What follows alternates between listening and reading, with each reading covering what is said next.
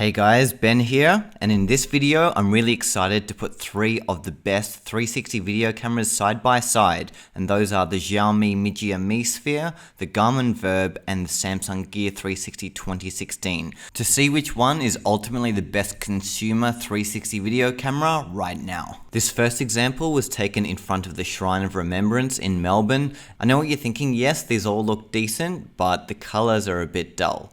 Well, this is because I haven't color graded them yet. I just wanted to show you guys what they look like straight out of the camera, but now I'm going to bring them to life by giving them each a color grade to make them look as nice as they can possibly look. Now that that's out of the way, I want to talk about resolution.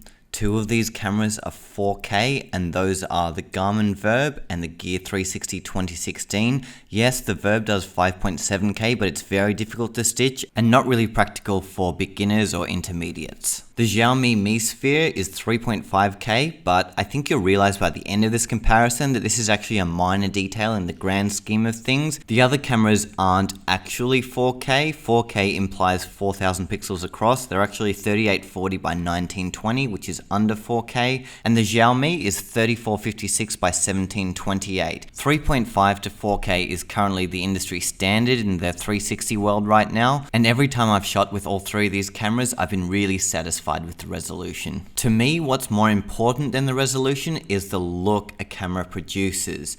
And starting with the Xiaomi, something I've noticed from shooting with it is that the dynamic range is one of its best features. The highlights, the shadows, they all look really nice.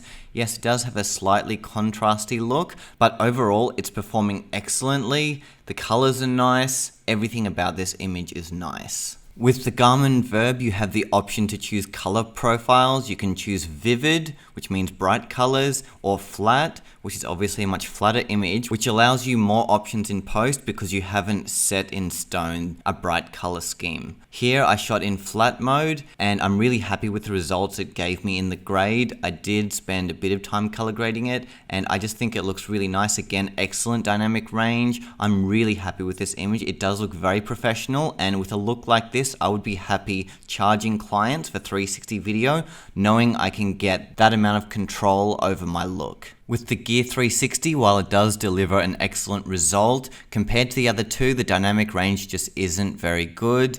Those clouds are blown out, the highlights are blown out. I did try to fix these in the grade, but I couldn't bring back any detail. You guys will know from my previous videos that the Gear 360 doesn't handle highlights well. So because of this, I'm already giving a big tick to the Xiaomi and the Verb. Next, let's take a look at how they each handle the sun.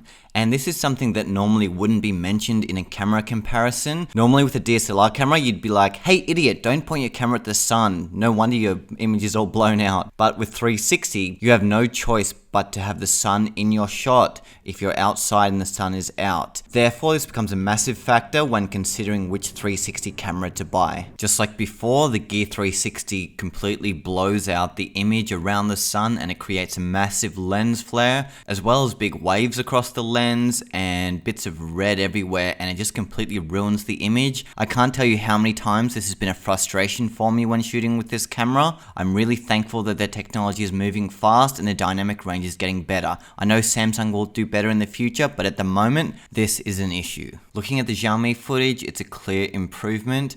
That skyline is all really clear, you can see the buildings clearly, and the sun actually isn't that bad. It doesn't draw attention to itself. Yes, it is a big sunspot, but it's not ruining the image. It is coexisting with everything else in the frame. From my observation, the Verb handles the sun the best of these 3 cameras. The sunspot is the smallest, and you can see the most amount of detail in the clouds around it. The skyline is looking really well exposed underneath it. Everything else in the image is looking really nice, and you don't even really think to look at the sun when there's so many other things you can be looking at. Whereas maybe in the other ones, especially the Samsung, the sun just really does stand out like crazy. Now let's take a look at the seam line, and I've turned each camera in a way that it faces the sun, so you should be able to see a line along all of them to see exactly how it handles the stitch, and they're all doing quite well. None of them are really that bad. The Xiaomi is almost perfect because the lenses are really close together. The Gear 360 is excellent as well. I don't see much of a seam line other than around the red lens flare. That does draw attention to it, and when it's a strong lens flare, it will be even more noticeable. but here this is looking pretty good. Finally, with the Garmin Verb, you can choose whether you want it to stitch near or far. In this example, I've got it set to far, so it's aiming for the cityscape instead of what's close to it. Therefore, you can kind of see that the stitching isn't perfect along that rooftop. This is just something to be mindful of, and with a camera like the Verb, you get next level control over factors like this. For me, it's workable, but it is something you will need to consider every time you press the record button. Low light, baby.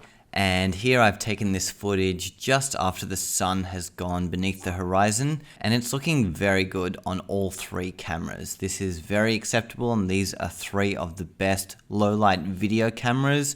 360 video cameras aren't at a point where you can shoot at night time and not get a shitload of grain, so this is really the lowest light you'll want to shoot in. With all three cameras, I had to do quite a bit of color grading to each. With the Xiaomi, the blacks were getting quite black, but I feel like I brought them to a point where it looks excellent. It did require probably the most grading, but the result is worth it. The dynamic range looks insane. I love the sky, I love the water. It just all looks very accurate to what I was seeing then and there when I shot the footage. With the Verb, the dynamic range is one level better, where you're getting details and shadows, say on the trees on the opposite side of the water, more than the Xiaomi and more than the Gear 360, as well as capturing the many colors on the skyline with a lot of detail and vividness. I'm really liking that. The Gear 360 is good. I do like the way the buildings look, but I don't really rate it compared to the other two just because of the sky. You are losing details, and I really wasn't able to get as much flexibility in the color grade as I was with the other two cameras. Therefore, the blue colors that I shot this with are now stuck. Whenever I try to change it, it will become an orange shade of blue, whereas I have a lot more flexibility with the other two and they're not locked in. Taking them handheld, and this is probably where they differ the most. The Gear 360 has no stabilization technology, therefore it's really shaky. The other two both have 6-axis stabilization, which means you can bump the camera in any direction and it'll stay relatively stable. This is probably one of the coolest things I've seen ever, so if you do move around with your camera, these are definitely the better option. Where they do differ is that the Garmin Verb has an option to lock on to a target. You'll notice that I've stayed in the dead center of the Verb's frame, whereas with the Xiaomi, if I change my direction from the original direction, it will drift and it will assume that the original direction is still happening. Therefore, if you do a 360, you will literally go from one side of the image to the other, albeit in a very stable manner. In conclusion, like I said at the beginning, I think these are three of the best options for 360 video. Just a year ago, the Gear 360 was the best option money could buy for consumers. Now it has many competitors, including these two, which I think we can conclusively say beat the Gear 360. So really, I'd put these three cameras down to three different audiences. The Gear 360 is so cheap right now, it's about $130 or so. So this is really for the beginner who wants to get a feel for 360 video, what it's like to shoot, how to edit it. But for professional shoots, the limitations it gives aren't really necessary to put up with, given we have these amazing options in the Xiaomi and the Verb. And if you do own a Gear 360, it might be time to upgrade. The Xiaomi is currently around $300, and I would feel confident using this professionally. It does deliver in so many different areas. It just looks amazing. I love the dynamic range, the stabilization, and many other things. It's a really good photo camera as well. So the Xiaomi isn't for complete beginners, it's for people who want exceptional results with their photos and videos at an affordable price. I'll put a link to the Xiaomi on gearbest.com down in the description. But like I said in my review of the Xiaomi 360 camera, this is the best option available for consumers under $500 right now. In the next price bracket up, let's call it the middle of the range, I would say the Verb is the best option. Yes, there aren't really that many options in that price bracket, but many of you are wondering, is it worth upgrading? Look, I'm going to do a proper review of the Verb in the next 2 weeks, but for now I'm going to say yes. Firstly, let me officially award the VIRB the winner of this battle. I really think it performed the best all around, but something I got out of looking at this footage is that I would feel quite confident using it professionally, and professional 360 video opportunities are becoming more and more as my career grows, and I can see the VIRB as being a really good option to deliver impressive 360 video that justifies a decent price point, and I know I could make my money back from buying the VIRB within my first job. I'll put a link to all three cameras down in the description to where you can find them the absolute cheapest. If you do have any questions about any of them, feel free to leave a comment in the box below. I'll do my best to answer them. Look, I know I could have compared 6,000 other things, but for the sake of brevity and getting something out to you guys quickly, I wanted to cover the things that most mattered to me, but feel free to leave a message if there's something else you want me to cover. Alright guys, until next time, keep capturing your world in 360. Stay tuned for my Garmin VIRB review coming very soon. Also, don't forget to subscribe for more comparisons, reviews, tutorials, all that cool shit to do with 360 cameras. You'll find it at Life in 360. We're also on Facebook, Instagram, and Twitter. Check us out there, and I'll see you guys really soon.